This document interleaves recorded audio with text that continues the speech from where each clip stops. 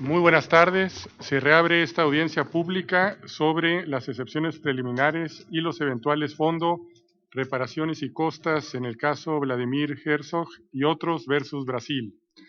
Me permito recordar a los comparecientes ante esta Corte que se expresen lenta y claramente para facilitar la labor de las intérpretes.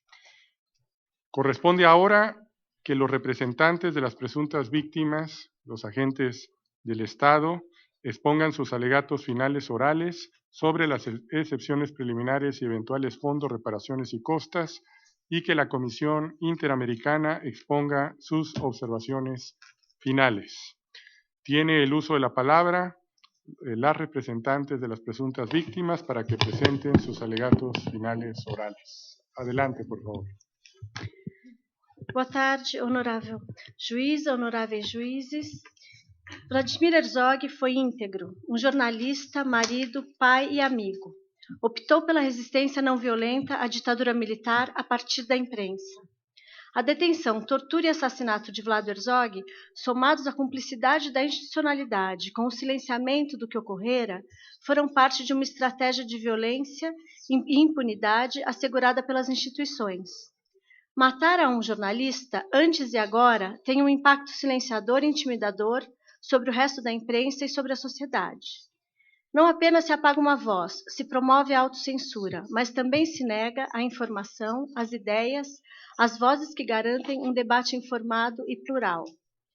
Pese o medo da ditadura, a execução de Herzog gerou uma reação de milhares de pessoas em um ato ecumênico frente à farsa de suicídio montada pelo Estado para ocultar o crime.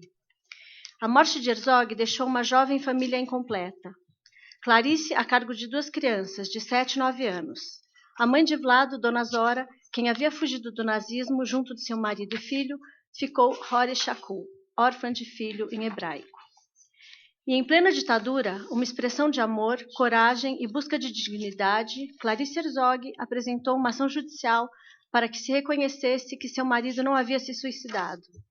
Vencendo toda a resistência da União, conseguiu a declaração que a causa-mortis não foi suicídio. No entanto, o que realmente ocorrera naquelas horas com Herzog, quem foram os responsáveis e as respectivas punições por sua execução, primeiro, a própria ditadura e logo depois a abertura concertada fecharam os espaços de verdade e justiça. Como declarou André, no Brasil houve uma imposição com cara de acordo para ocultar a verdade, não responsabilizar as pessoas envolvidas nos crimes e perpetuar aquela impunidade. Essa imposição se deu principalmente por meio de uma lei de anistia, que foi interpretada de modo a impedir a responsabilização penal dos crimes contra a humanidade cometidos pela ditadura brasileira. Contudo, a família Herzog continua sua busca por verdade e justiça. Apesar do profundo custo emocional, como explicitou André, por esses processos reabrirem feridas, mas serem necessárias, para que todos saibam a verdade. Frente a esta honorável corte, dados os limites temporais da jurisdição do tribunal entre 1998 e a atualidade, apresentamos a luta que manteve sua família para procurar a verdade, a justiça frente à tortura e execução de Vladimir Herzog neste período. A expectativa da família, expressadas nas palavras de Ivo, é que esta corte permita romper com a inércia que impede que se saiba toda a verdade, que não existe uma versão judicial do que aconteceu. E como completou Clarice, que se permita conhecer e julgar os envolvidos. A expectativa dos milhares de familiares que, como Clarice, Ivo e André, querem um fim à impunidade é que seja punida a enorme trama de pessoas que fizeram realidade os crimes contra a humanidade que foram cometidos no Brasil. Que a sentença não permita que se retifique as dinâmicas que são heranças da ditadura e permeiam a cultura das forças de segurança pública no país até os dias de hoje. O Brasil, em 2016, foi considerado o 2º país mais perigoso para a profissão de jornalistas na América Latina e o 4º em escala mundial.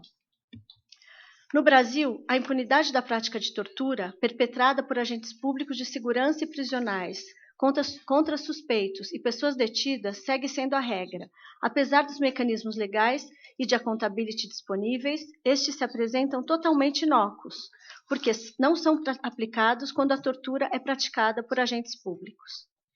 Ainda sobre a continuidade confusa da atuação das forças públicas de segurança no Brasil e a fragilidade da nossa democracia, recebemos hoje, dia 24 de maio, pela manhã, com total espanto, a notícia que o presidente Temer assinou o decreto autorizando o emprego das Forças Armadas para garantir a lei e a ordem no Distrito Federal até o dia 31 de maio, quando estarão em pauta as reformas trabalhistas e previdenciárias. Esperamos que a sentença da Corte, nesse caso, permita mudar essa realidade, apoiando-se na importante jurisprudência desenvolvida no caso Gomes Lund, avançando e deixando mais precisos os caminhos, desmontando os obstáculos que impedem avançar de maneira definitiva neste caso e nas medidas necessárias para que as atrocidades do passado não se repitam nunca mais. Porque, como disse o próprio Vladimir Herzog, quando perdemos a capacidade de nos indignarmos com as atrocidades praticadas contra os outros, perdemos também o direito de nos considerarmos seres humanos civilizados. A impunidade institucionalizada desse caso é uma manifestação da naturalização da injustiça. E um país e uma região que admitem esses níveis de impunidade frente a fatos atrozes desafia não apenas a Convenção Americana, senão a consciência da humanidade. No processo internacional, o Estado brasileiro reconheceu sua responsabilidade pela prisão arbitrária, tortura e execução sumária de Vladimir Herzog, por agentes do Estado nas dependências do DOI-CODE no ano de 1975. Também reconheceu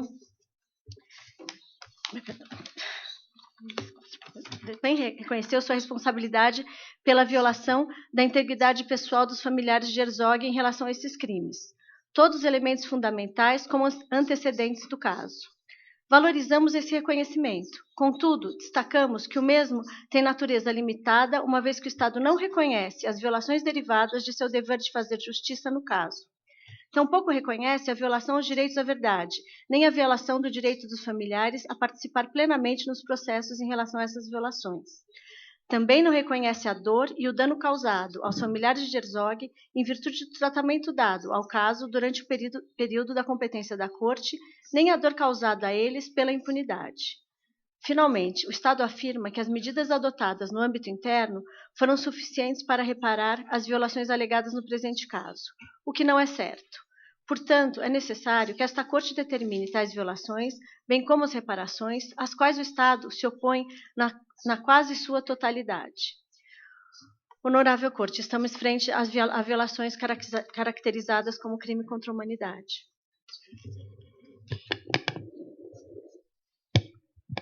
Honorables jueces, honorable jueza. En este proceso internacional, los agentes del Estado presentan la posición prevalente en las instituciones de Brasil que niega la posibilidad de garantizar los derechos a la verdad y a la justicia frente a crímenes cometidos en la dictadura militar a través de la defensa de una interpretación errada de la ley de amnistía y de la justificación de la aplicación de eximentes de responsabilidad que limitan tanto acciones civiles como acciones penales. Esto se refleja, por ejemplo, en las decisiones del Supremo Tribunal Federal, que es la más alta corte del país. La postura que mantiene el Estado en este caso no solo resulta contraria a las obligaciones que se derivan de la Convención Americana, sino que va en contravía de la jurisprudencia de la Corte y específicamente de las órdenes que ha dado la Corte en el caso de Gomes Lund. En este último caso, el tribunal determinó que la ley de amnistía brasilera y otros eximentes de responsabilidad no podían seguir presentando un obstáculo para la investigación y castigo de graves violaciones de derechos humanos, explicitando de manera expresa que la sentencia tenía efectos, y cito textual, respecto a otros casos de graves violaciones de derechos humanos ocurridos en Brasil. Más aún, a ello se suma que las instituciones en Brasil tenían el deber de respetar el tratado derivado del principio de pacta sunt servanda y de realizar un control de convencionalidad, como ya lo ha dicho en numerosas ocasiones la Corte, haciendo prevalecer la Convención Americana y las decisiones de la Corte sobre las normas internas, interpretaciones y prácticas que obstruyan el cumplimiento de lo dispuesto en el caso en concreto. Por eso nosotros creemos que estamos aquí en parte porque Brasil no cumplió con la decisión de Gomes Lund, porque si lo hubiera hecho habríamos superado estos obstáculos fundamentales para hacer justicia. A la luz de esa situación, la mayor parte de los argumentos que vamos a hacer no se van a referir a parte de los contradictorios que ha planteado el Estado, porque estos ya fueron considerados y desestimados por esta Corte en el caso, al menos en el alegato oral. Vamos a enfocarnos en algunos de los temas de derecho y de reparaciones que consideramos que son fundamentales para desarmar el alambicado institucional que perpetúa la impunidad en el país. Y en particular vamos a hablar acerca de 5 temas de derecho: la responsabilidad agravada del Estado, la vulneración del derecho a la justicia, la omisión del deber de garantía frente a la integridad personal y la libertad de expresión, la vulneración del derecho a la verdad y la vulneración a la integridad de los familiares. Pasemos entonces a la responsabilidad agravada. Esta es una primera sugerencia innovadora que desarrollaremos en mayor medida por escrito.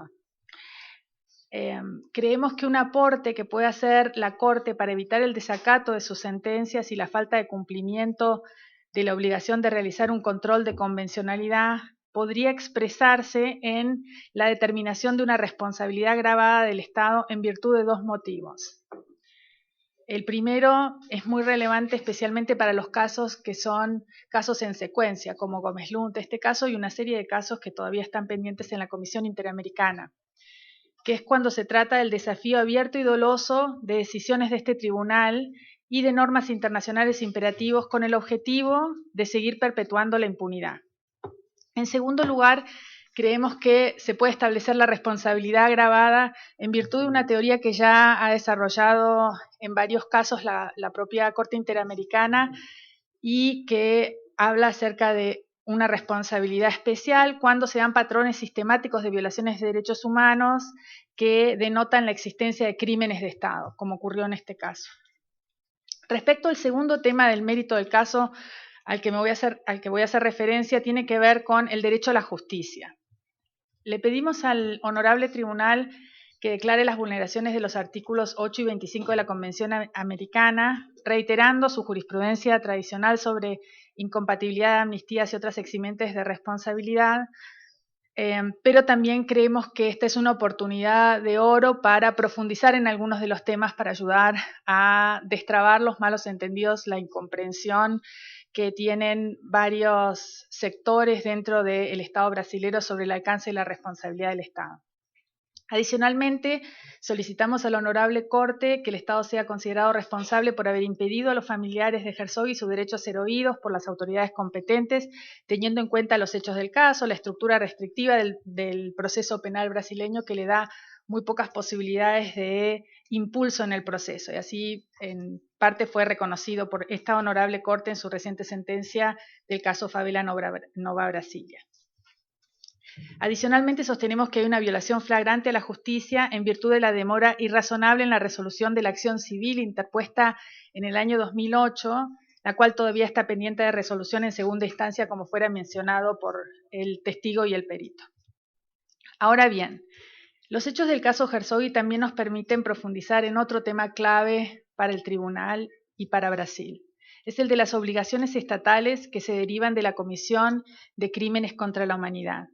Aquí le pedimos a la Corte que preste especial cuidado al estudio de los antecedentes del caso, de las cuestiones de contexto y de las obligaciones que se derivan de las mismas bajo el derecho interamericano y que desarrolle ambos extremos. Consideramos que el análisis de esta temática de crímenes contra la humanidad es de gran relevancia para avanzar de manera más firme en la causa de la justicia frente a los crímenes cometidos por la dictadura en el Brasil y puede tener consecuencias importantes desde la perspectiva de la judicatura brasilera, como ya lo expresaran el declarante Weichert y el perito Suyama. La historia, curiosamente, nos puso frente al tratamiento de los crímenes contra la humanidad en un caso donde la víctima debió salir de los Balcanes hacia Brasil huyendo del nazismo a corta edad para luego perder la vida por el accionar de crímenes contra la humanidad cometidos por la dictadura. Ahora, el derecho internacional penal, el derecho internacional de los derechos humanos fueron las respuestas normativas a las atrocidades de la Segunda Guerra Mundial con el fin de prevenir la recurrencia justamente de los crímenes cometidos por el Holocausto, en el Holocausto. Y el caso Herzog le permite a la Corte abordar la respuesta jurídica diferenciada que el derecho internacional exige para enfrentar estos crímenes que ofenden la conciencia de la humanidad, de modo de superar la indiferencia frente a las atrocidades y evitar su repetición. De esta manera, la historia de Vlado y la historia de la justicia internacional se hilvanan en el caso. Como señalamos anteriormente, las violaciones cometidas contra Vladimir Herzog y plenamente reconocidas por el Estado constituyeron crímenes de lesa humanidad en la medida en que su tortura y ejecución fueron parte de un ataque sistemático a la población civil. En ese sentido, los peritos Suyama, Renato Lima, Juan Méndez, el testigo Weichert, afirmaron que hay elementos suficientes para su caracterización. Esa también fue la conclusión del Ministerio Público Federal y de la Comisión Nacional de la Verdad, que después de un largo análisis de las estructuras y dinámicas de poder y de las violaciones cometidas en la época del asesinato de Herzog, concluyó que la práctica de detenciones ilegales y arbitrarias, tortura, ejecuciones, desapariciones forzadas, ocultación de cadáveres por agentes del Estado durante la dictadura militar caracterizaron la comisión de crímenes contra la humanidad. Más allá de dicha caracterización, los hechos también constituyen graves violaciones de derechos humanos y crímenes internacionales en el caso de la tortura. La determinación de este tipo de crímenes tiene consecuencias jurídicas y genera obligaciones específicas para los estados en cuanto a su prohibición e imprescriptibilidad de las conductas frente a las medidas de investigación, de castigo y de reparación que son debidas en este tipo de casos. El abordaje de buena parte de la institucionalidad en Brasil, expresada en la posición de los agentes del Estado, cuestiona estas consecuencias y junto con ellas el alcance de las obligaciones del Estado frente a crímenes contra la humanidad. Así, cuando se solicita la investigación penal de la tortura y ejecución de Herzog en el 2008, el Ministerio Público, con prerrogativa criminal, responde haciendo un cierre en virtud de la ley de amnistía, aseverando que se habría producido el efecto de cosa juzgada material, que se habría prescrito el caso, y la jueza federal que continúa en el análisis del caso tiene la misma posición que el Ministerio Público y sostiene que habría cosa juzgada material que impediría la reapertura de las investigaciones y que el crimen estaría prescrito. En particular, ella dice que solamente la ley formal podría establecer la imprescriptibilidad de los delitos, incluso de crímenes de lesa humanidad. De igual modo, la acción civil pública interpuesta por el Ministerio Público en mayo de 2008, que buscaba, entre otras cosas, acceder a documentos militares que eran referentes al DOI-CODI de San Pablo, a quien el testigo Weichert refirió como un centro de terror y que incluían información sobre Vladimir Herzog y otros detenidos, recibe como respuesta una sentencia en mayo de 2010 que considera improcedente la acción con fundamento en la prescripción y la ley de amnistía. Frente a esa decisión hay una apelación que está pendiente. Estas posiciones de parte de la Administración de Justicia han sido las posiciones que ha mantenido el Estado brasilero ante esta honorable Corte. En su contestación, por ejemplo, argumenta que las normas de Yukogens no pueden estar por encima de cuestiones procesales y que la imprescriptibilidad de los crímenes de lesa humanidad debe estar dispuesta por ley penal y no puede inferirse de la costumbre internacional o de otras fuentes de derechos. Los argumentos del Estado no podrían ser más cerrados y sus consecuencias no podrían ser más nefastas. Este alto tribunal, la Corte Interamericana, ya ha resuelto en el caso Gómez Lund varios de estas objeciones a que prospere la verdad y la justicia en el caso en concreto, que vuelve a adelantar el Estado y ha sido muy clara en la jurisprudencia. A su vez, queremos llamar la atención sobre lo que ha ocurrido en el resto de los países de América Latina que sufrieron genocidio y crímenes contra la humanidad durante dictaduras y guerras civiles. Ellos han encontrado diversos caminos jurídicos para desmontar esta herencia de la impunidad institucionalizada. Así lo demostró ampliamente la perito Naomi Rosa Arriaza. Eso también fue parte de las tensiones entre la movilización social y los cambios de la percepción de lo justo y la expresión de distintas fuerzas en el Estado, entre otras fuerzas atemorizadas, autoritarias, que asumen de alguna manera estos pactos de silencio, de complicidad y de impunidad institucionalizada, llevándolas hasta la actualidad. Adicionalmente, en la evidencia que produjimos en el caso, el perito Juan Méndez afirma la prohibición absoluta e imperativa de la tortura y dice que esta es una norma de ius cogens y que aplica a todos los estados con independencia de los tratados ratificados.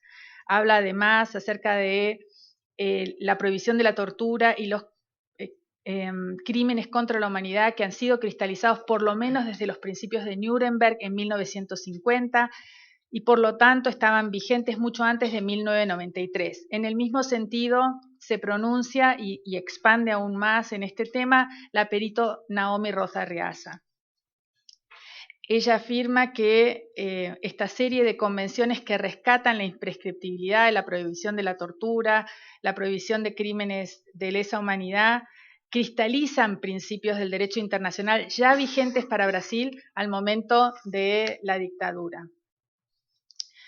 Honorable Corte, las amnistías y otras eximentes de responsabilidad que impidan enjuiciar y castigar a los autores de tortura y graves violaciones de derechos humanos, así como crímenes contra la humanidad, vulneran la obligación de hacer justicia, de conocer la verdad, los derechos de las víctimas. Brasil no puede decidir si investiga o no estos hechos, tiene una obligación internacional de hacerlo. Tiene obligaciones bajo el derecho penal internacional, bajo el derecho internacional de los derechos humanos, bajo la Convención Americana, de la cual ustedes son custodios. Y estas obligaciones se erigen sobre la convicción de que la dignidad y la no repetición de los crímenes de lesa humanidad precisan de que haya un castigo proporcional, severo y efectivo, que no haya impunidad.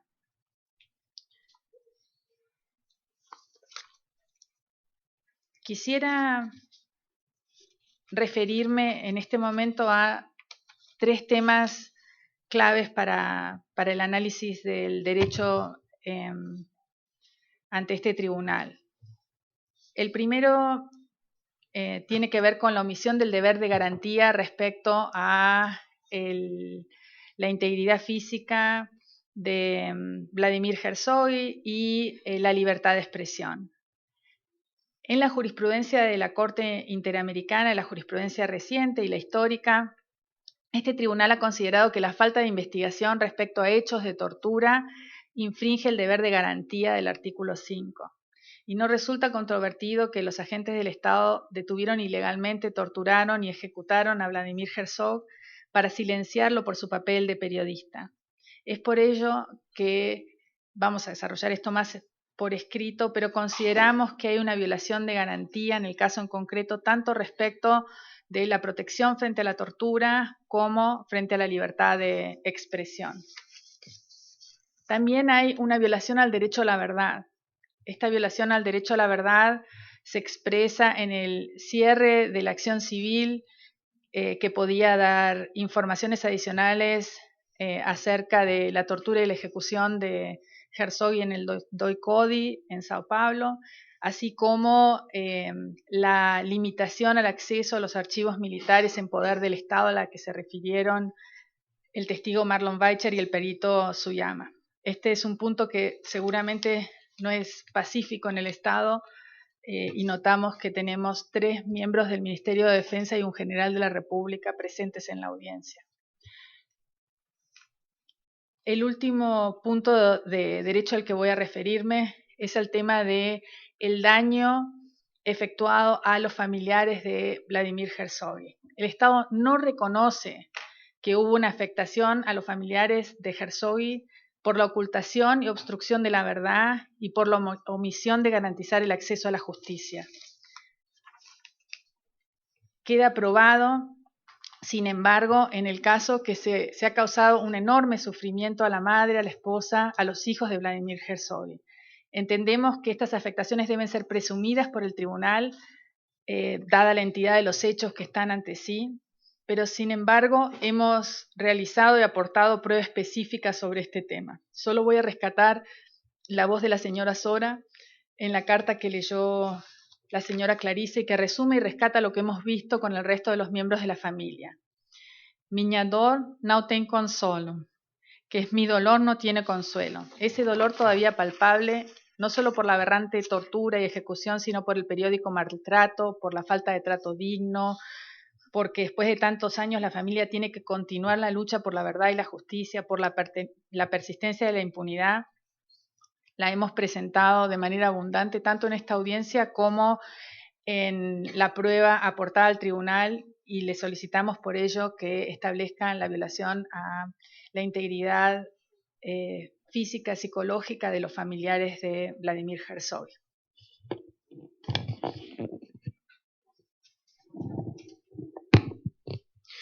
Excelentíssima juíza, excelentíssimos juízes, destacamos que, de acordo com a jurisprudência desta honorável corte, o direito à reparação é um princípio fundamental do direito internacional contemporâneo sobre a responsabilidade do Estado.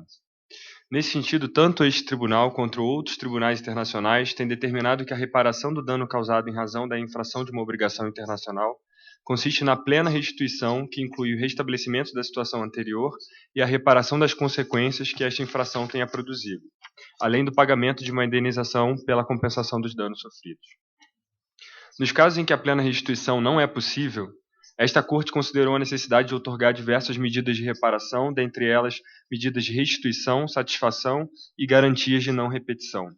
Estas medidas devem ser adequadas e proporcionais à gravidade da violação e às circunstâncias de cada caso, a fim de que possam ser plenas e efetivas. Como demonstramos, o presente caso insere-se num contexto de crimes contra a humanidade. Nestas situações, o direito internacional estabeleceu que existe um dever especial do Estado de assegurar que as vítimas tenham acesso à justiça, à informação sobre as circunstâncias em que se cometeram as violações e à reparação pelos danos sofridos.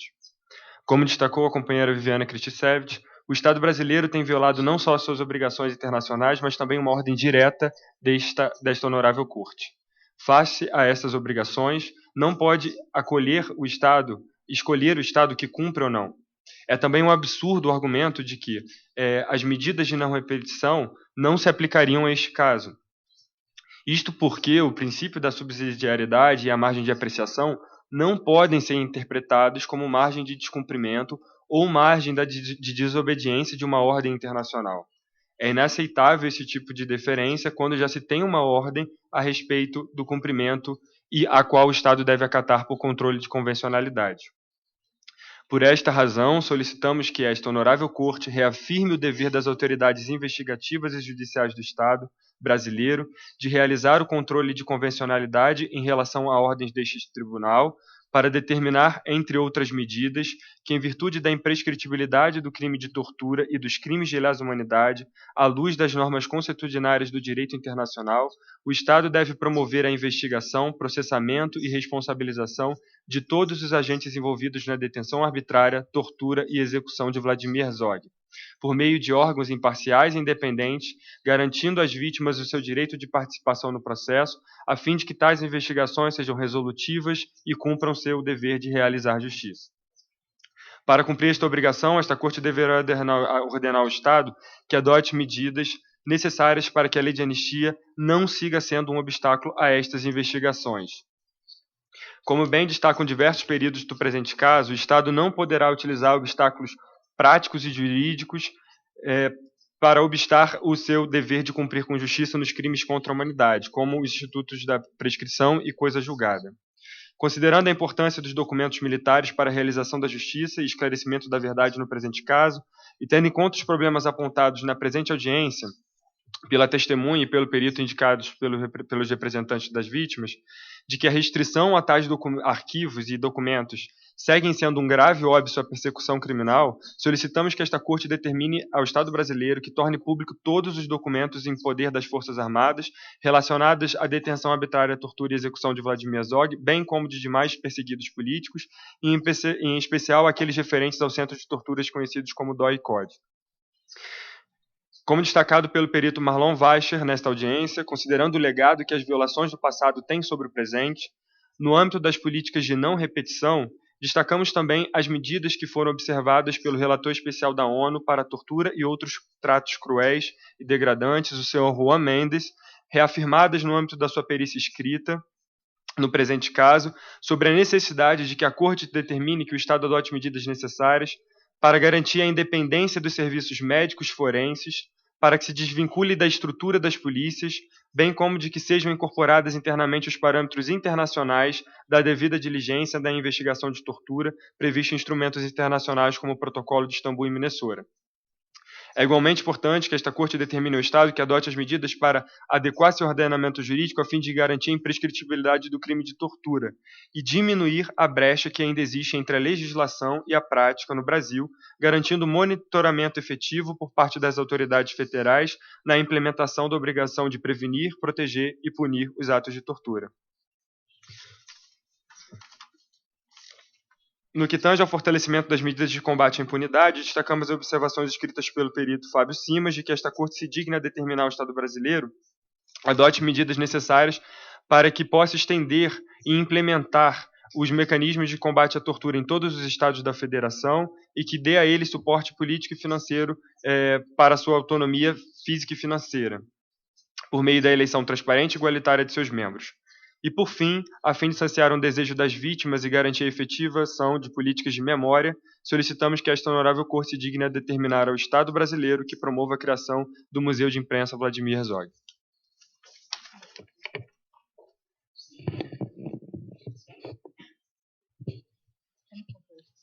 ¿Todo? ¿Terminaron? Sí, hemos concluido. Muchísimas gracias, señor presidente. Al contrario, muchas gracias a las y el representante de las presuntas víctimas. Ahora corresponde a la representación del ilustre Estado de Brasil para que presenten sus alegatos finales orales. Excelentíssimo senhor presidente, excelentíssimos senhores juízes da Honorável Corte Interamericana de Direitos Humanos, ilustres representantes da Honorável Comissão Interamericana de Direitos Humanos, senhora Clarice Herzog, senhor André Herzog, digníssimos representantes das vítimas, senhoras e senhores. O Estado brasileiro apresenta suas alegações finais orais no âmbito deste processo e destaca os elementos que considera essenciais para que esta respeitável Corte venha a proferir julgamento justo e adequado. Sem prejuízo das exceções preliminares quanto à competência temporal desta honorável Corte, o Estado reconhece violações perpetradas contra Vladimir Herzog, que em 25 de outubro de 75 foi preso arbitrariamente, torturado e morto nas dependências do DOI-CODE de São Paulo. O Estado pretende demonstrar que esses fatos se referem a contexto sociopolítico distinto do atual. O processo de redemocratização do Brasil ensejou mudanças significativas no país que não mais comporta episódios tristes e lamentáveis como os que aconteceram com Vladimir Herzog e vitimaram sua família. Ressalta que a Constituição de 88 constitui a base do Estado democrático de direito que vige no Brasil. Seu artigo 5º garante rol de direitos individuais, entre os quais o direito a que ninguém seja, abre aspas, submetido a tortura nem a tratamento desumano ou degradante, fecha aspas, inciso 3º. No quadro da transição para um regime democrático, o Estado adotou conjunto de medidas em relação às violações cometidas contra Vladimir Herzog e outros cidadãos brasileiros durante o regime militar, com a finalidade de investigar os fatos e restabelecer reparações. Entre elas, vale mencionar: primeiro, julgamento de ação declaratória ajuizada pela senhora Clarice Herzog e pelos senhores Ivo e André Herzog em 76. A decisão final ressaltou que as provas apresentadas demonstraram a prática do delito de abuso de autoridade e de tortura contra Vladimir Herzog e reconheceu a obrigação do Estado de indenizar os seus familiares por danos morais e materiais. Segundo, instauração de inquérito policial em 92 com o objetivo de apurar o homicídio de Vladimir Herzog. Terceiro, edição da Lei 9.140 de 1995, que reconheceu como mortas as pessoas desaparecidas em razão de participação ou acusação de participação em atividades políticas no período de 2 de setembro de 61 a 5 de outubro de 88. A mesma lei criou a Comissão Especial sobre Mortos e Desaparecidos Políticos, perante a qual a viúva Clarice Herzog formulou o pedido de indenização. No mesmo ano, a Comissão Especial reconheceu que a morte de Vladimir Herzog se subsumia à Lei 9.140 e, posteriormente, o presidente da República, por meio de decreto, outorgou à viúva Clarice Herzog o pagamento de indenização de cunho reparatório no valor de R$100 mil, à época equivalentes a cerca de $100 mil.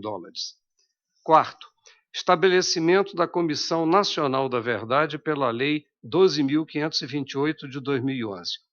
O relatório da comissão dedica 6 páginas a Vladimir Herzog, contendo a biografia da vítima e considerações sobre as circunstâncias de sua morte.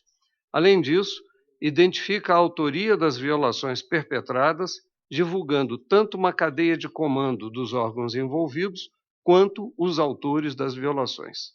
Quinto, deferimento em 2012 do pedido de retificação da causa da morte no assento de óbito de Vladimir Herzog, apresentado pela Comissão Nacional da Verdade, determinando-se sua alteração para constar que a morte decorreu de lesões e maus-tratos sofridos no 2º Exército de São Paulo. Feitas essas considerações iniciais, que demonstram a boa-fé do Estado no que tange ao reconhecimento das violações e sua reparação, passa-se a destacar os óbices processuais preliminares e as razões de mérito que devem levar ao julgamento de inadmissibilidade ou de improcedência deste caso pela Honorável Corte Interamericana de Direitos Humanos. Finalmente, pretende-se expor as políticas públicas brasileiras orientadas à efetivação do direito à memória e à verdade, bem como as medidas destinadas à prevenção e combate à tortura e outros tratamentos ou penas cruéis, desumanos ou degradantes. Passo a palavra a seguir à representante da Advocacia Geral da União, Fernanda Menezes Pereira.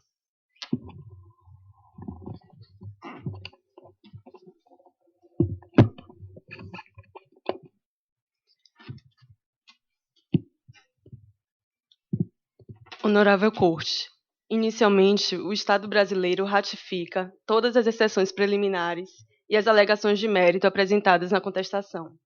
Nesta oportunidade, todavia, por uma questão de tempo, se limitará a abordar alguns pontos. O primeiro é a incompetência temporal quanto aos fatos anteriores à data de reconhecimento da jurisdição dessa Honorável Corte.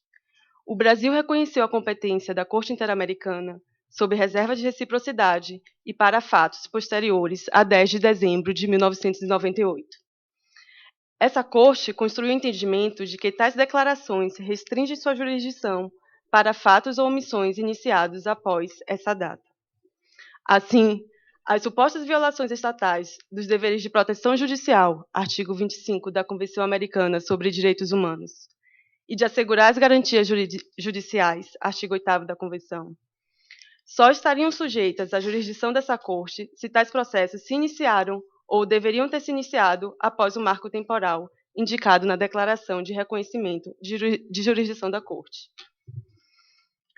Não há como a Corte Interamericana fazer um juízo sobre violações dos artigos 8º e 25, sob alegação de denegação de justiça, quando os fatos e processos que a teriam originado são anteriores a 10 de dezembro de 1998.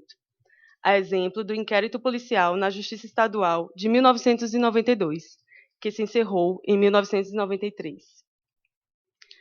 A questão da competência temporal é relevante também no que se refere à acusação de violação do direito à verdade, seja por ausência de informações sobre o caso, seja em razão da versão de suicídio, uma vez que a suposta violação teria ocorrido durante período que foge à competência temporal dessa Corte. Outra preliminar que merece ser analisada com maior cuidado é a inobservância do prazo de submissão de petição à Comissão Interamericana. A Convenção Americana dispõe que a irresignação dos peticionários quanto ao desfecho dos recursos internos precisa ser apresentada à Comissão em até 6 meses após o seu esgotamento. Isso vale mesmo nos casos em que se alegam violações aos direitos humanos. Existem, é claro, hipóteses excepcionais.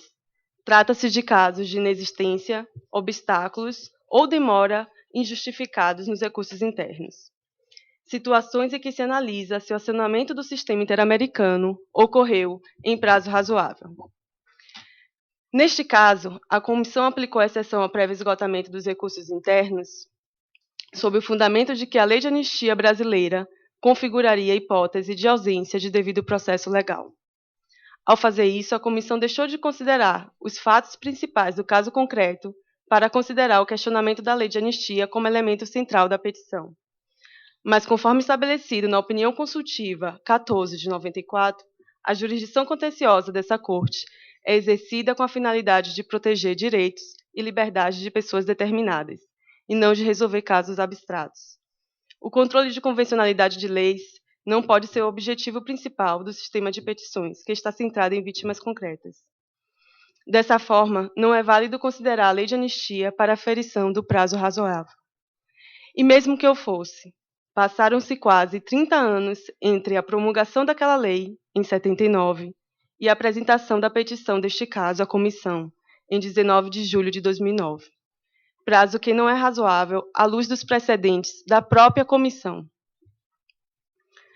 Subsidiariamente, caso se considere ter havido esgotamento dos recursos internos e que, portanto, seria aplicável o prazo de 6 meses, cabe notar que esse prazo foi em muito ultrapassado, pois entre a decisão de arquivamento do inquérito policial que transitou em julgado em 93 e a data do envio da petição à comissão, 2009, passaram-se quase 16 anos.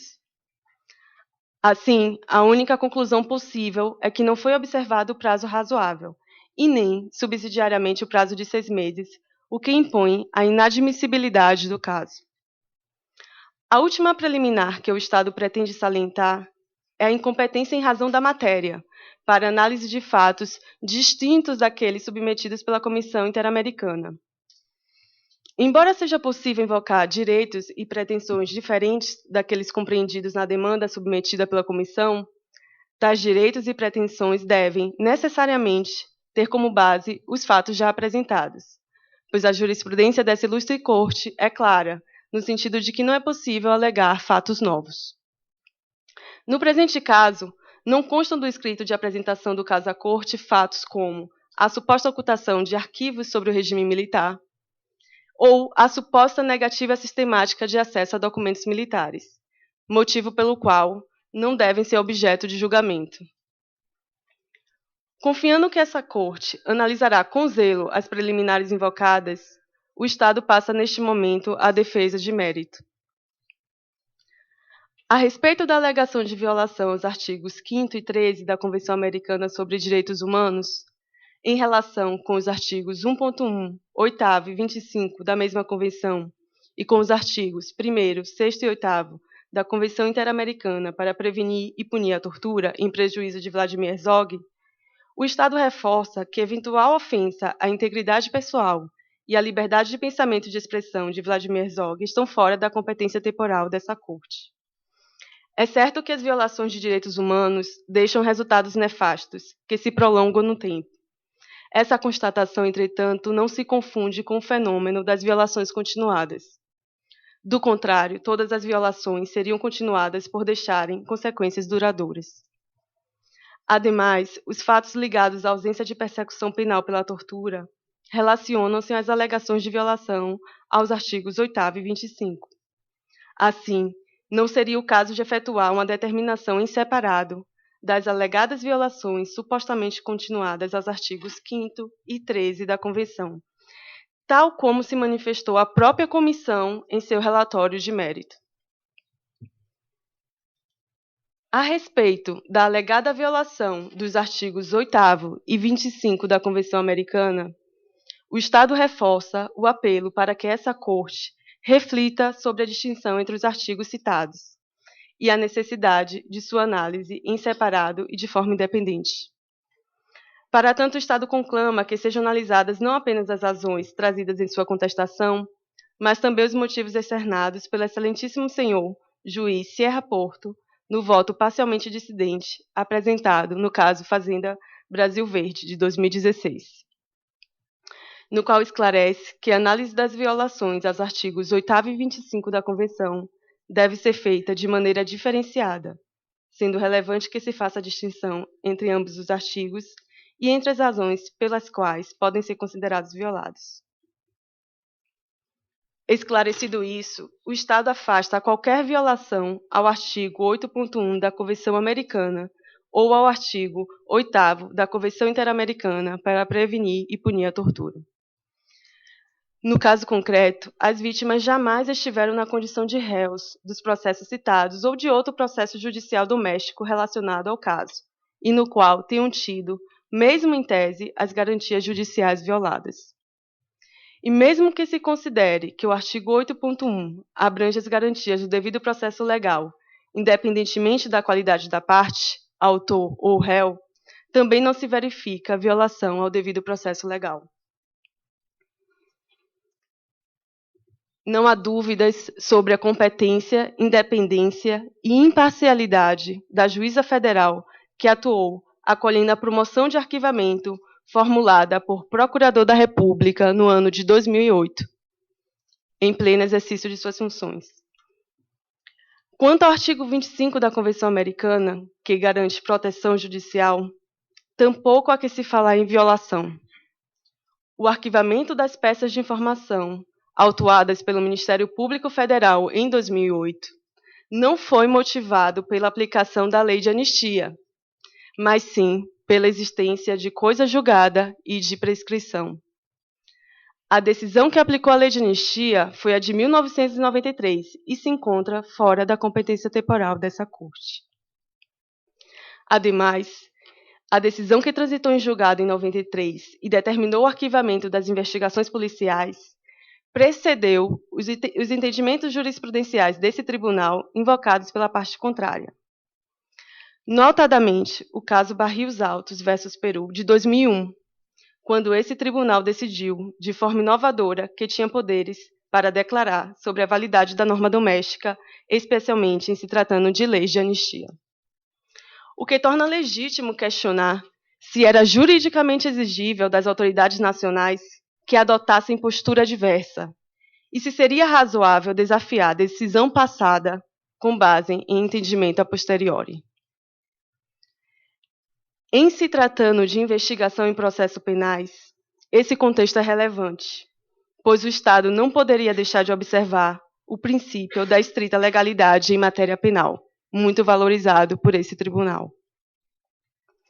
Cabe questionar, portanto, se é razoável exigir que a força da coisa julgada fique condicionada a entendimento futuro que essa honorável Corte possa ter com relação ao conteúdo normativo do jus cogens. Ainda que se invocasse a violação a normas de jus cogens no caso concreto, para conferir efeitos atemporais à jurisprudência da Corte, deve ser enfrentada a relação entre normas de jus cogens e regras procedimentais, em âmbito de processos judiciais internacionais e domésticos. No entender do Estado, não há colisão entre essas normas. A comissão aplica, por exemplo, a regra dos 6 meses ou prazo razoável para a apresentação de petições. Isso demonstra que há limites procedimentais a serem observados, mesmo em se tratando de graves violações a direitos humanos ou normas de jus cogens. Retomando o que já foi dito, a reabertura das investigações foi obstada, em 2008, pelo reconhecimento da garantia da coisa julgada e da prescrição. O artigo 8º.4 da Convenção Americana protege a coisa julgada, que, segundo a jurisprudência dessa Corte, só pode ser afastada em situações específicas que não se verificam neste caso. As investigações do inquérito de 1992 estavam sendo conduzidas de forma independente e imparcial, e isso é incontroverso. O procedimento investigatório não era fraudulento e nem tinha propósito de ser apenas aparente. Não é possível sequer cogitar que não havia real intenção de submeter o responsável à ação da Justiça. Tanto é que o Ministério Público solicitou, inclusive, a realização de reconhecimento pessoal.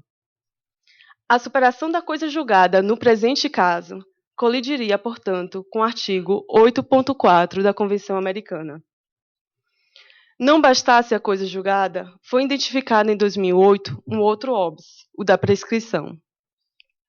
A imprescritibilidade deve ser tratada como exceção e prevista em norma escrita em razão do princípio da legalidade penal. Deve também obediência ao princípio da anterioridade da lei penal prejudicial, por se tratar de regime prejudicial ao acusado. A imprescritibilidade dos crimes contra a humanidade, sujeitos ao Tribunal Penal Internacional, não impõe aos legisladores domésticos a obrigação de retirar a prescrição daqueles ou de outros crimes, com vista ao exercício da jurisdição penal. Além disso, ainda que se entenda que a imprescritibilidade prevista no direito internacional penal se aplica automaticamente no âmbito interno, a imprescritibilidade prevista no Estatuto de Roma não pode alcançar fatos anteriores à data de sua ratificação pelo Estado brasileiro, por força da irretroatividade da lei penal mais gravosa.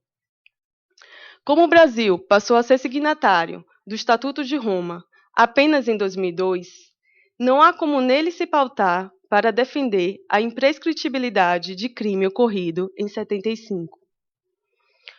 O Estado afasta também eventual assertiva de que a imprescritibilidade possa estar fundada em costume internacional, pois essa possibilidade também encontra óbice no artigo 9º da Convenção Americana, que contempla o princípio da legalidade.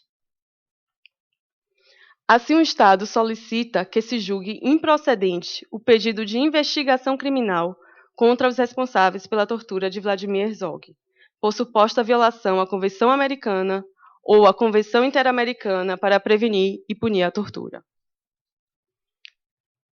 No que se refere à alegação de violação aos artigos 5º, 8º, 13 e 25, em relação com o artigo 1.1 da Convenção Americana, por suposta violação do direito à verdade, o escrito de petições, argumentos e provas apresenta 3 fundamentos.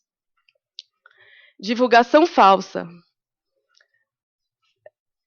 Divulgação de falsa versão sobre a morte de Herzog, ocultação de arquivos militares e impunidade como obstáculo à verdade. Em relação ao primeiro fundamento, a versão de suicídio já havia sido desafiada na ação declaratória ajuizada em 76, e a sentença proferida ressaltou que essa versão não havia restado comprovada. Referida sentença transitou em julgado em 95, antes mesmo de 1998. A própria requisição de instauração de inquérito policial feita em 1992 demonstra que a versão de suicídio não era mais considerada como certa pelas autoridades estatais. Em relação ao segundo fundamento, trata-se de acusações genéricas. A despeito disso, o Estado esclarece que foi instaurado o procedimento investigatório no âmbito das Forças Armadas, com a finalidade de apurar irregularidade na destruição de documentos públicos no período de 64 a 90. A conclusão a que se chegou foi que os procedimentos de destruição de documentos conduzidos no âmbito das Forças Armadas apresentavam consonância com a lei vigente à época. O Estado solicita que essa ilustre Corte reconheça a impossibilidade de se produzir prova negativa de que não existem documentos que as vítimas, apesar de não especificarem quais seriam, alegam estarem sendo ocultados em relação ao caso. Quanto ao terceiro fundamento, reitere-se que inúmeras foram as medidas específicas e as políticas públicas adotadas no âmbito interno em prol do esclarecimento da verdade, a serem abordadas ainda nesta defesa. Quanto à alegação de violação ao artigo 5º em relação com o artigo 1.1 da Convenção Americana, o Estado não vislumbra que a violação aos dispositivos possa decorrer de suposta denegação da verdade ou de ausência de persecução penal.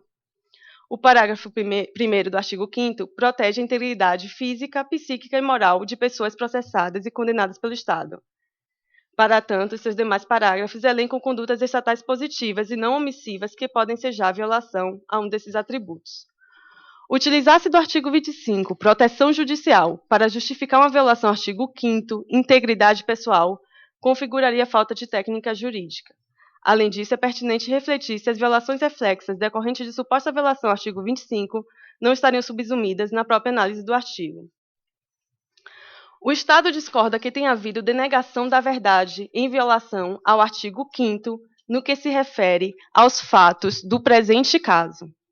O próprio escrito de petições, argumentos e provas traz informações detalhadas sobre os fatos relacionados à morte de Herzog. E muitas dessas informações foram coletadas em procedimentos e publicações estatais, como o Inquérito Policial 704 de 92, o Inquérito Policial Militar e o livro Direito à Memória e à Verdade. No tocante aos pedidos de reparação apresentados neste caso, cumpre ressaltar que o Brasil aprecia, de modo especial, a orientação jurisprudencial que confere primazia às chamadas medidas de restituição integral sobre outras medidas reparatórias. Todavia, no que tange às chamadas medidas de não repetição, por possuírem natureza de providências gerais de caráter preventivo, voltadas à adoção de atos administrativos, legislativos ou de outra natureza, requer-se que essa honorável Corte, se julgar adequado condenar o Estado brasileiro a alguma dessas medidas, avalie previamente, segundo critérios objetivos, a existência de violações sistemáticas de direitos humanos que a justifiquem. O Estado brasileiro entende-se oportuna a reflexão sobre em que medida estariam incluídos no mandato convencional a condenação dos Estados à adoção de medidas de prevenção das causas de violação, para além das medidas de reparação de suas consequências. Além do mais, à luz do artigo 2º da Convenção Americana, a adoção de políticas públicas, administrativas e legislativas deve ser confiada, primordialmente, aos representantes eleitos democraticamente pelo povo, que, por sua vez, se submetem aos parâmetros estabelecidos pelas Constituições. Dentro desse contexto, solicita-se que essa honorável Corte reconheça que o Estado brasileiro tem o direito de exercer margem nacional de apreciação à luz do artigo 2º da Convenção Americana, garantindo-se a devida discricionariedade para que sejam escolhidos os meios mais adequados para atribuir efetividade aos direitos protegidos na Convenção. O reconhecimento dessa flexibilidade não traria qualquer prejuízo para o sistema interamericano de direitos humanos, pois essa Corte poderia, mediante o exercício de seu controle de convencionalidade, avaliar e censurar as medidas adotadas pelo Estado. O Estado reconhece e valoriza a luta dos familiares dos mortos e desaparecidos políticos durante o período que se estende de 61 a 88 em favor da apuração dos fatos. Reafirma a importância da promoção do direito à memória e à verdade, bem como da prevenção e combate à tortura e outros tratamentos ou penas cruéis, desumanos ou degradantes. Também está comprometido com a proteção dos defensores dos direitos humanos, como se verá a seguir. As políticas para a promoção do direito à memória e à verdade incluem eixo orientador dedicado ao direito à memória e à verdade no 3º Programa Nacional de Direitos Humanos de 2009, demonstrando a prioridade conferida pelo Brasil à política de memória e verdade. Órgão de Estado, a Comissão Especial sobre Mortos e Desaparecidos Políticos vem atuando desde 95, com vistas ao reconhecimento de pessoas mortas ou desaparecidas em razão de graves violações aos direitos humanos perpetradas durante o regime militar. A comissão envida esforços para a localização dos corpos de mortos e desaparecidos políticos e emite pareceres sobre requerimentos de indenização por familiares de vítimas. Em 2007, os casos analisados e julgados pela comissão foram tornados públicos no livro Direito à Memória e à Verdade, Comissão Especial sobre Mortos e Desaparecidos Políticos. Tendo apreciado 480 pedidos de reparação e reconhecimento, dos quais 362 foram deferidos, a comissão tem priorizado a localização e identificação de desaparecidos políticos. Em 2001, instalou-se a Comissão de Anistia com o propósito de apreciar requerimentos de anistia política que abrange os atingidos por atos de exceção por motivação política entre setembro de 46 e outubro de 88. A comissão já recebeu mais de 75 mil requerimentos dos quais mais de 60 mil foram apreciados. Além da dimensão do reconhecimento da condição de anistiado político e do direito às reparações morais e econômicas, a comissão vem promovendo desde 2007 projetos de educação, cidadania e memória, realizando sessões de apreciação dos pedidos nos locais onde ocorreram as violações e promovendo chamadas públicas para financiamento a iniciativas sociais de memória. O projeto Caravanas da Anistia é uma das ações de reparação moral levadas a cabo pela comissão. Com mais de 90 edições desde 2008, consiste na realização de sessões públicas itinerantes de apreciação de requerimentos de anistia, seguidas de atividades educativas e culturais que propiciam a reflexão sobre o período de exceção no Brasil. Desde 2008, existe o projeto Marcas da Memória, que busca dar visibilidade à memória das vítimas por meio da construção de acervo de fontes orais e audiovisuais, com critérios teóricos e metodológicos de registro e organização da história de vida de pessoas que vivenciaram períodos de repressão. Mediante o projeto Clínicas do Testemunho, de 2012, a comissão expande seu programa de justiça de transição para reparar e reintegrar a história do país às marcas psíquicas deixadas pelas violações durante o regime militar. O Memorial da Anistia Política do Brasil, com obras iniciadas em 2012, é destinado a preservar o legado e o acervo da Comissão de Anistia, bem como a servir de símbolo de reparação moral e coletiva às pessoas que tiveram seus direitos violados no regime militar.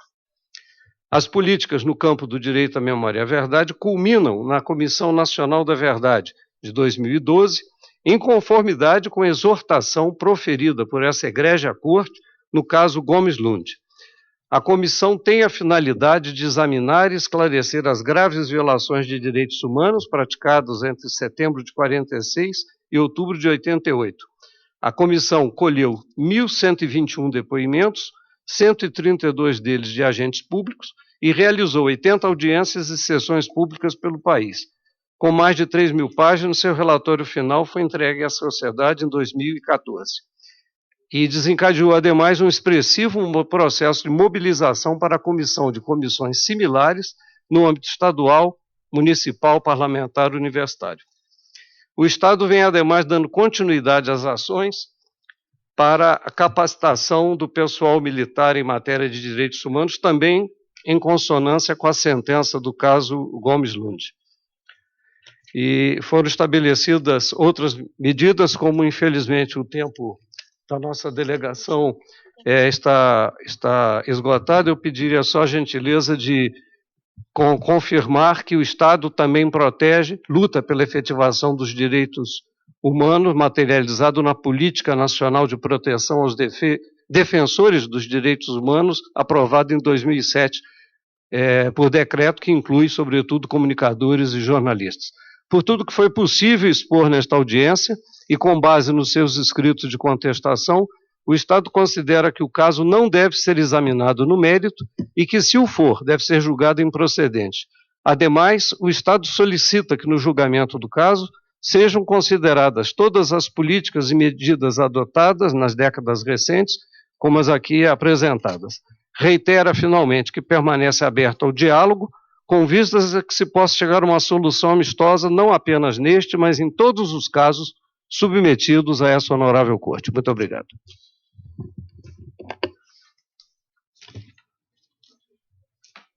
Muchas gracias a la representación del ilustre Estado de Brasil. Si las partes lo consideran pertinente, pueden hacer uso de su derecho de réplica y dúplica. Tienen el uso de la palabra las representantes de las presuntas víctimas para que presenten sus réplicas y así lo consideran. Obrigada, excelentíssimo presidente. Nós vamos dividir nossas falas. Eu vou apresentar a réplica referente a algumas das exceções preliminares apresentadas pelo Estado brasileiro.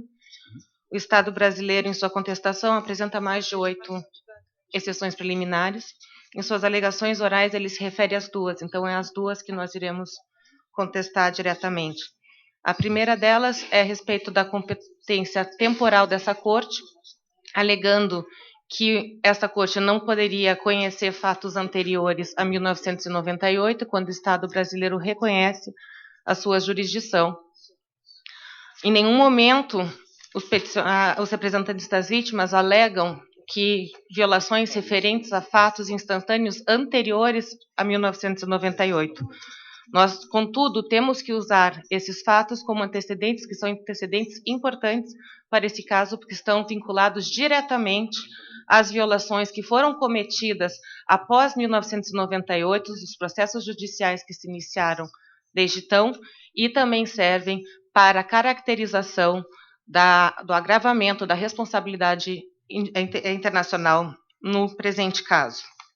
Além disso, o Estado brasileiro se refere a uma suposta violação do prazo razoável para a apresentação da denúncia internacional pelos representantes das vítimas. Em primeiro lugar, gostaríamos de lembrar que a jurisprudência reiterada dessa Corte fala a respeito da possibilidade de revisão de decisões da Comissão Interamericana e que essa revisão só poderia ser dada no caso de um erro grave ou de uma violação do direito de defesa das partes. O Estado pôde se manifestar sobre esse mesmo ponto durante todo o processo de admissibilidade na Comissão Interamericana e esse argumento foi analisado pelo relatório de admissibilidade na Comissão Interamericana. Ou seja, não houve violação do direito de defesa e tampouco o Estado comprovou um erro grave que levasse à reanálise, né, desse requisito que já foi verificado pela Comissão Interamericana. Portanto, entendemos que esse argumento deve ser rechaçado e que, sim, a nossa petição foi apresentada dentro de um prazo razoável, logo antes dos 6 meses do arquivamento da ação penal de 2008, que era ação adequada e esperávamos efetiva para a persecução penal dos responsáveis. Muito obrigada. La verdad es que el Estado presenta una serie de temas que son muy interesantes desde la perspectiva del derecho internacional y que nos gustaría tener la oportunidad de desarrollar en mayor medida. Voy a tratar el tema del derecho a la verdad. En cuanto al derecho a la verdad, las acciones que se realizaron por el Ministerio Público, tanto las acciones penales como la acción civil, tenían como propósito avanzar en la garantía del derecho a la verdad.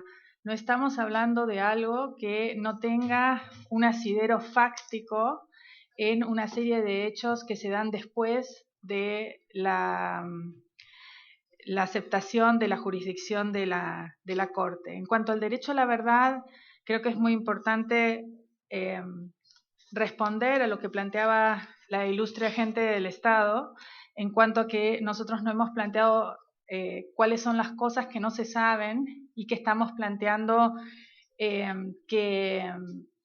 pidiendo al Estado que pruebe un negativo, que es que tiene unos reportes que no deberían, digamos, que no podemos probar que tienen.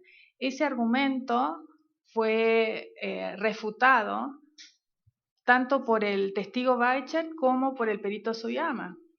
Esa información acerca de dónde estaban los miembros de las Fuerzas Armadas que participaron en la represión, esa información tiene que constar en las fichas de servicio de los miembros del ejército que estuvieron participando de esos centros clandestinos de detención. La información existe. Nosotros no estamos pidiendo algo que podría haber sido destruido por el paso del tiempo. Estamos pidiendo información que el Estado, que el ejército nunca quiso dar a los agentes del Ministerio Público, ni se ha brindado toda esa información a la Comisión Nacional de la Verdad. En este caso en concreto, digamos, ese no es un tema en abstracto. Se trata del caso en concreto en la acción civil pública.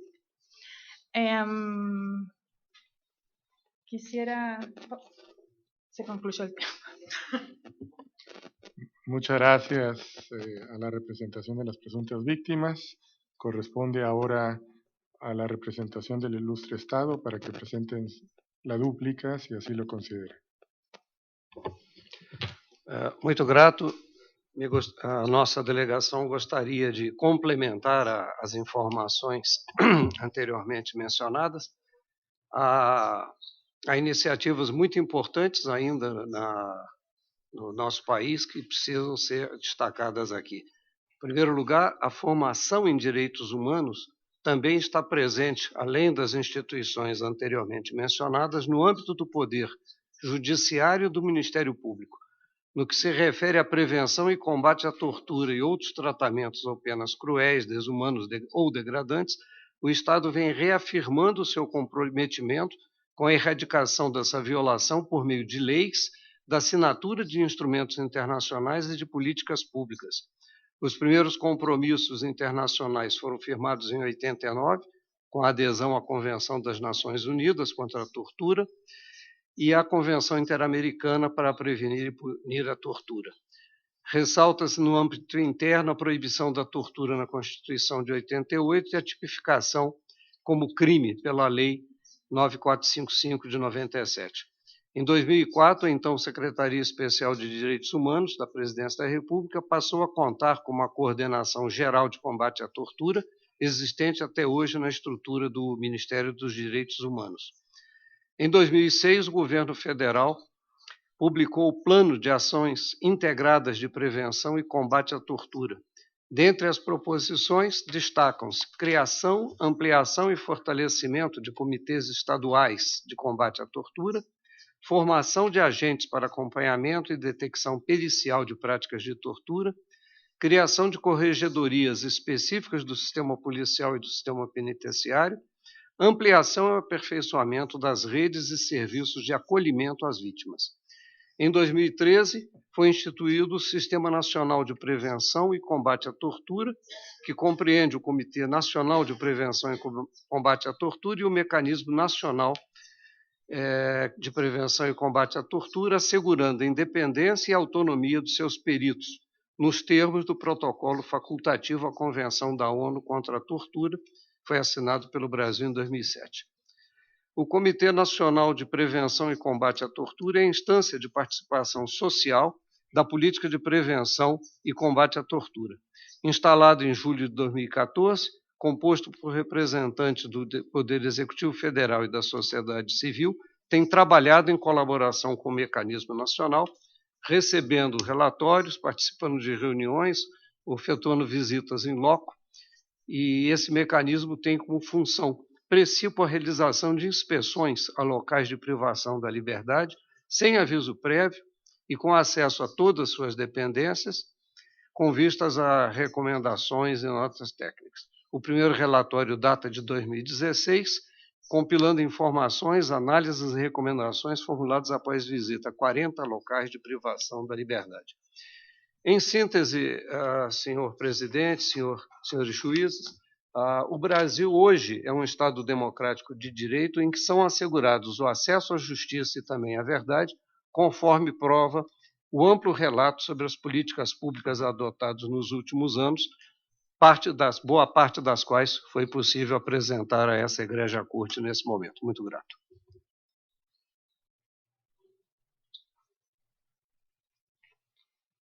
Muchas gracias, señor embajador.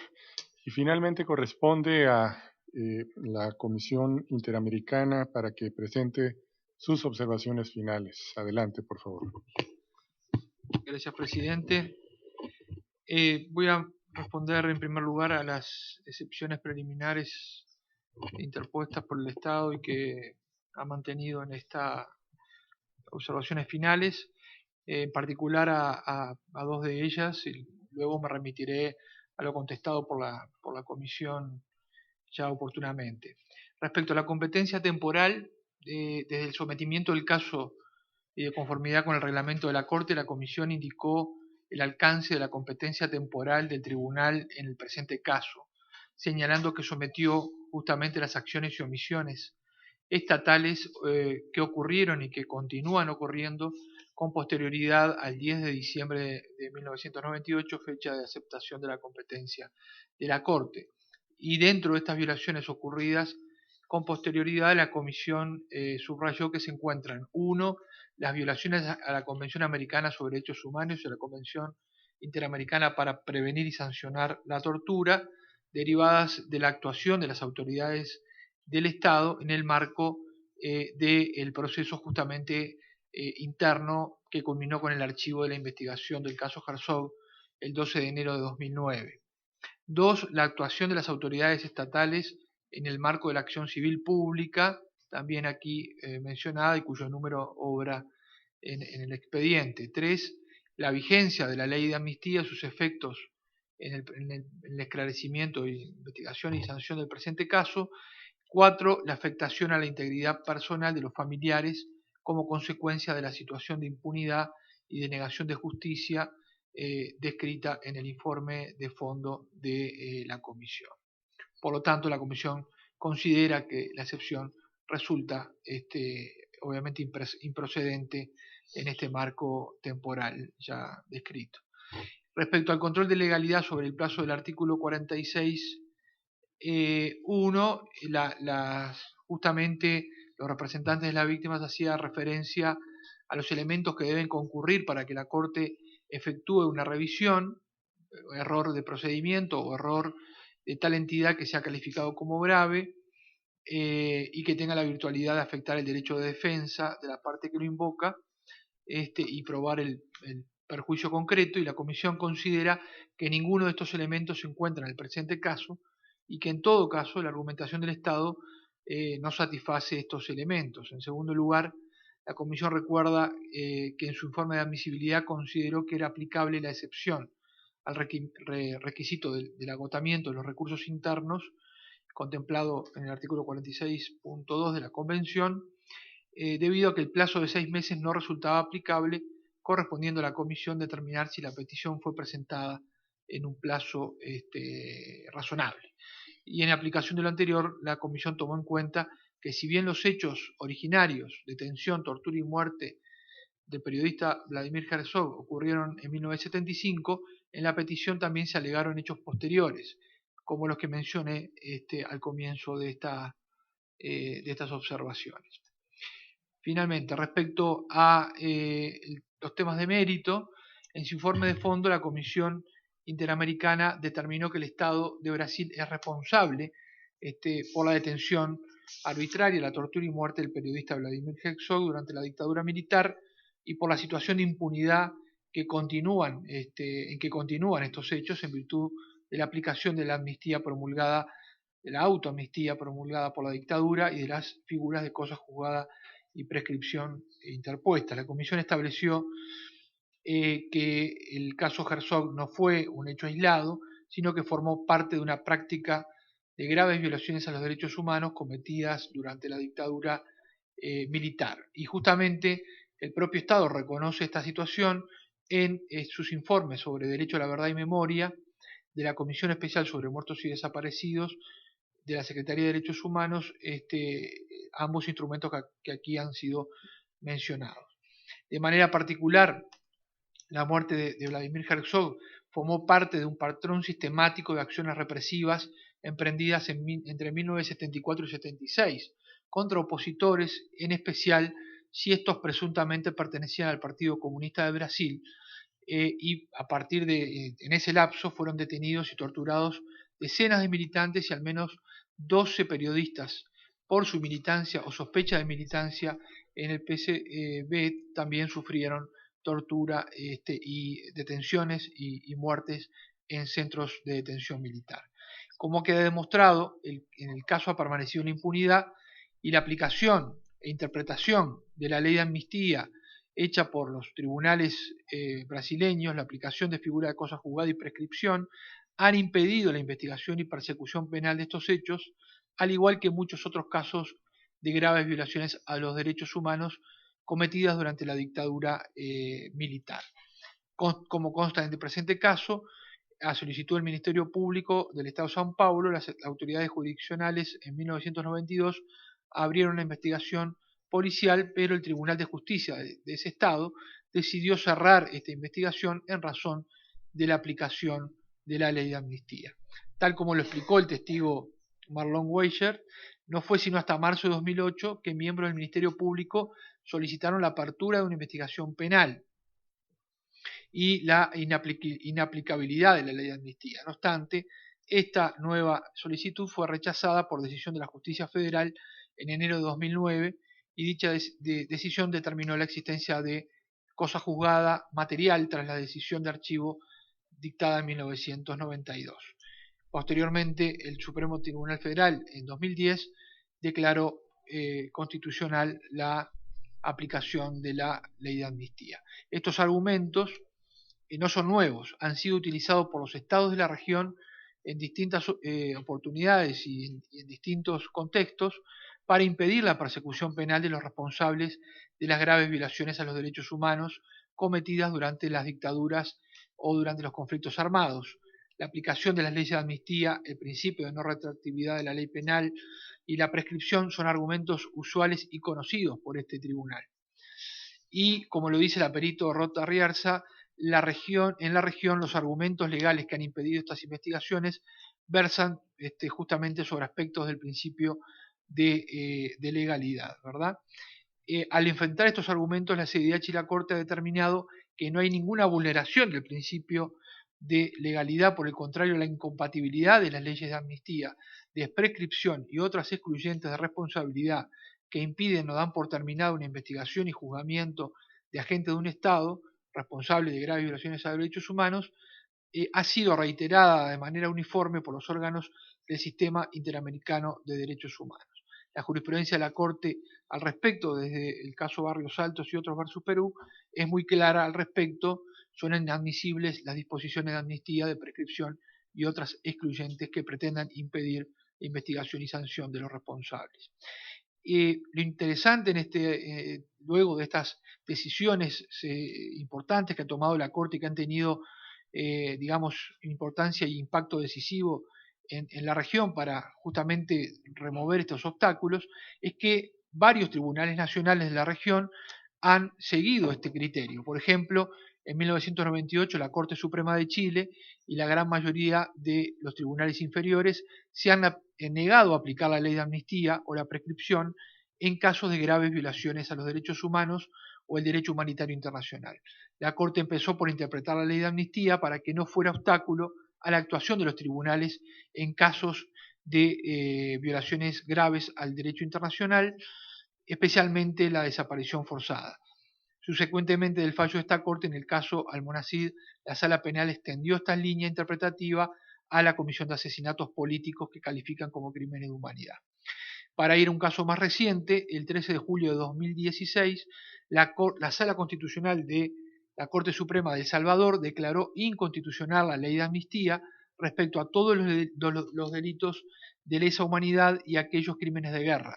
Y asimismo esta sala determinó la inaplicabilidad de la prescripción a los crímenes de guerra y a los delitos de lesa humanidad porque constituyen una norma de derecho consuetudinario como de ius cogens y no dependen de que un Estado haya ratificado o no las convenciones sobre este tema. Además, la sala afirmó que el plazo de prescripción hubiera quedado suspendido ante la imposibilidad real de juzgar estos crímenes. A diferencia de estos países de la región, las autoridades judiciales de Brasil continúan aplicando esta ley de amnistía y justamente esto ha impedido que casos como el de Vladimir Herzog hayan sido investigados en la vía penal, en la esfera penal. Finalmente, quería terminar estas observaciones finales resaltando que el retardo en completar investigaciones ha sido combinado en este caso con la falta de acceso a los archivos de las Fuerzas Armadas y la falta de medidas judiciales concretas para buscar la verdad, lo que afecta a las víctimas y a la sociedad brasileña en su conjunto, y han contribuido a perpetuar los actos de violencia e intimidación, en especial contra los comunicadores sociales y las víctimas de este caso en particular. La falta de esclarecimiento de estos hechos no solo viola el derecho a la justicia y la reparación de las víctimas, sino que transmite el mensaje de que estos actos cometidos destinados a disuadir el pluralismo y la oposición política o la crítica periodística, en este caso a quienes se ocupan de informar a la sociedad, será tolerada sin consecuencia alguna. Muchas gracias. Muchas gracias, señor relator. Ahora pregunto a la señora jueza y a los señores jueces de este tribunal si desean formular alguna pregunta a las partes o a la comisión. Juez Raúl Zaffaroni, jueza Elizabeth Odio, juez Humberto Sierra Porto, juez Eduardo Biogrossi. Yo sí tengo una pregunta a las representantes de las presuntas víctimas. Aquí se ha estado manejando en la audiencia el derecho a la verdad. La pregunta sería, ¿qué hace falta para reparar esta alegada violación del derecho a la verdad después de que se dio una rectificación del informe de función del señor Vladimir Herzog, que fue corregido, de la publicación del libro informe, que se ha hecho mención, y de la indemnización otorgada en 1997? Si pudieran profundizar este aspecto en concreto a la luz de estas actuaciones estatales. Sí.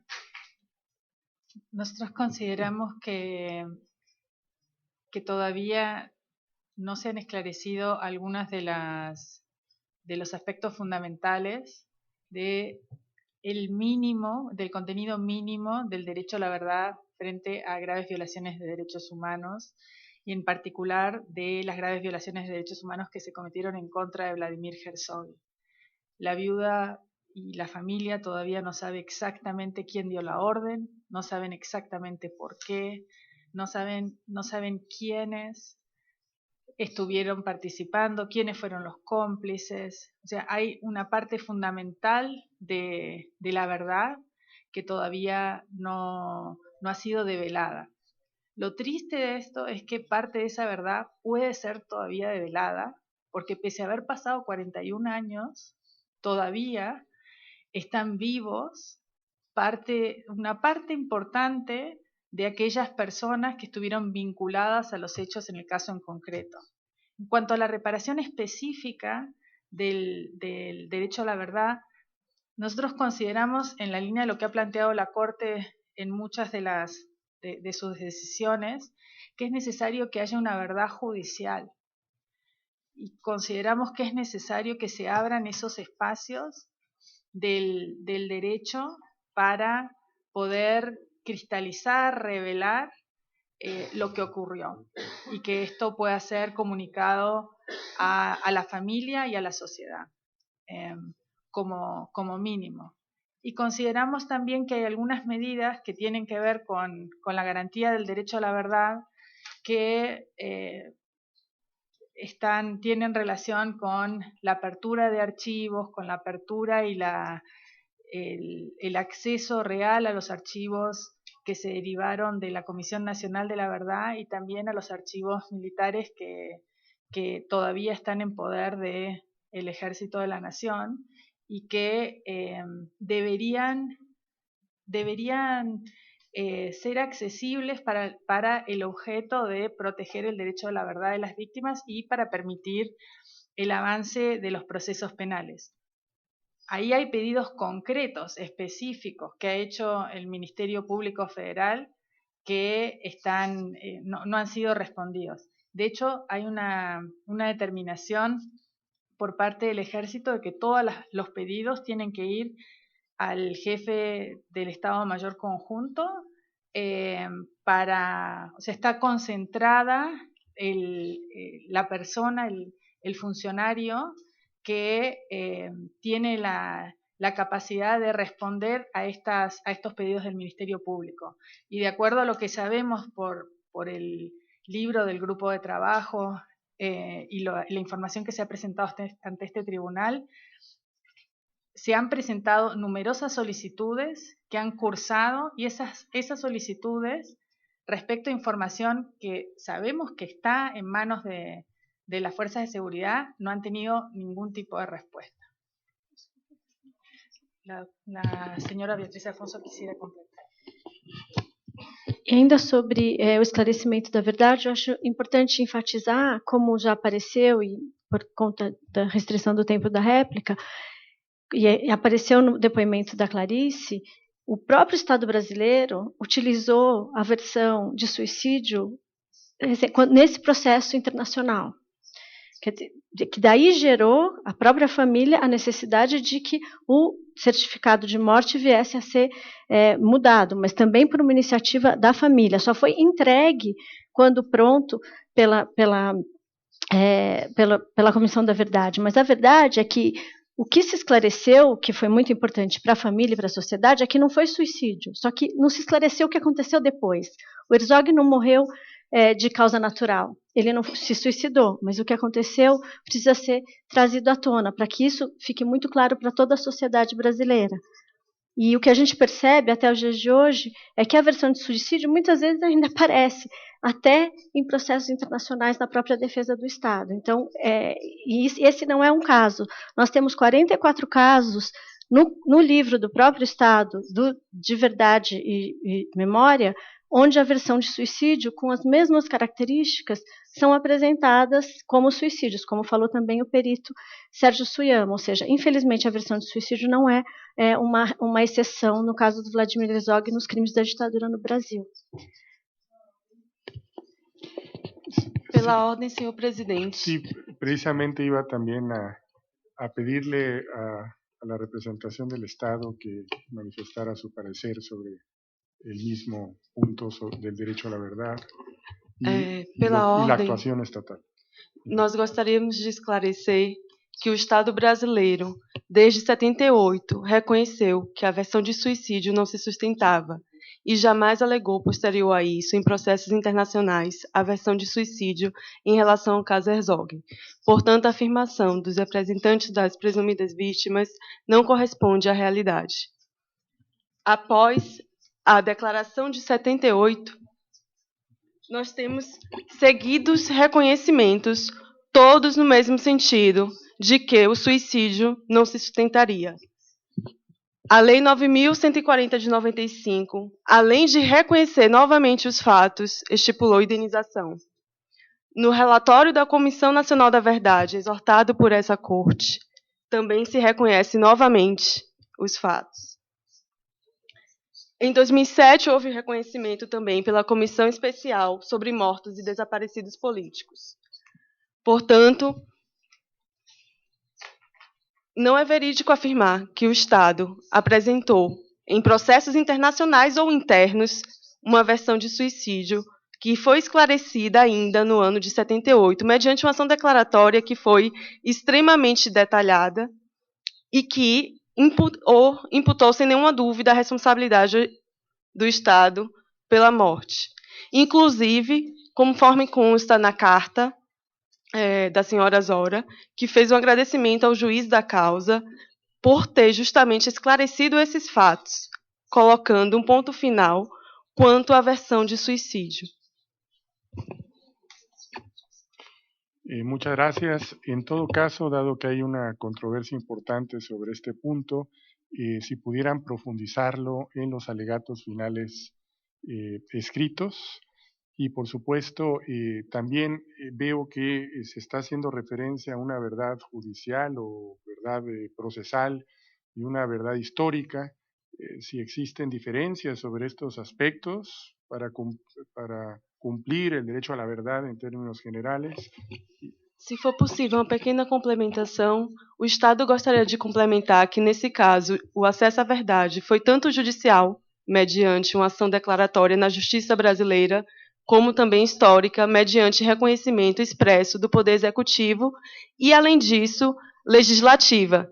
Então, foi uma verdade reconhecida nos 3 planos possíveis: judicial, legislativo, por meio de uma lei, e executivo. En todo caso, explicitar esto, ¿no? Si cuando hablamos del derecho a la verdad, estamos hablando de diversas verdades judiciales, legislativas, históricas, o si estamos hablando de una única verdad y en los contenidos mínimos. Pero yo creo que ya no es el momento de entrar en este debate, para eso hemos tenido esta audiencia, los alegatos, pero antes de continuar, me está pidiendo la palabra la jueza Elizabeth Orio. Adelante. Muchas gracias, presidente. Solamente para rogarle a la distinguida representación del Estado que al presentarnos sus alegatos finales por escrito, me aclaren y les ruego me disculpen si yo no he entendido bien. Ustedes han sido muy claros en que el Estado reconoció desde el año 78 que la muerte del periodista Herzog no obedeció a suicidio. Eso lo han dicho mucho, muy firmemente. Entonces yo quisiera que agregaran a qué obedeció la muerte, por qué se murió. Muchas gracias. Presidente, ¿puedo? Sí, por favor. Sí.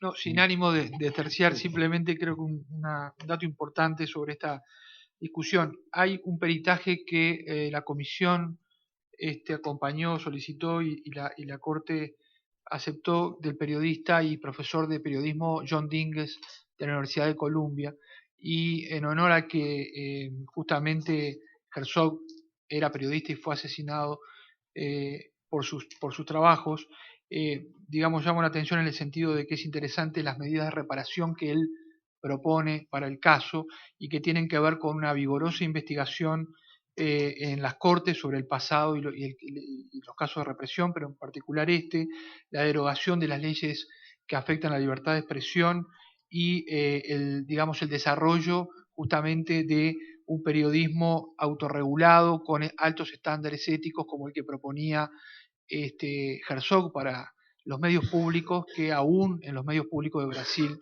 no son una realidad. Entonces, recordar nada más esto. Muchas gracias.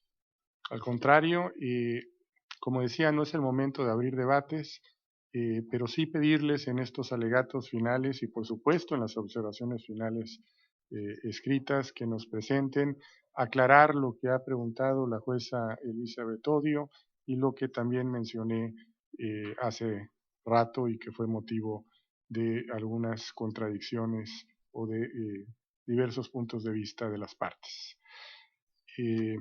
Esta corte ya no tiene más preguntas. Antes de levantar esta audiencia, quisiera recordar a las partes que de conformidad con lo dispuesto en el punto resolutivo 13º de la resolución del presidente en ejercicio de la Corte de 7 de abril de 2017, los representantes de las presuntas víctimas, el Estado y la Comisión Interamericana cuentan con plazo hasta el 26 de junio de 2017, 26 de junio del presente año, para presentar sus alegatos finales escritos y sus observaciones finales escritas respectivamente. Recordar que este plazo es improrrogable. Finalmente, quiero agradecer a las y los representantes de la Comisión Interamericana de Derechos Humanos, de las presuntas víctimas, del ilustre Estado de Brasil por su colaboración en esta audiencia. Agradecer también el magnífico trabajo de las intérpretes el día de hoy y por supuesto a todas y todos que han estado aquí presentes y que han presenciado esta importante audiencia pública que en este momento se da por terminada. Muy buenas tardes. Se levanta la sesión. La Corte se retira. Todos de pie, por favor.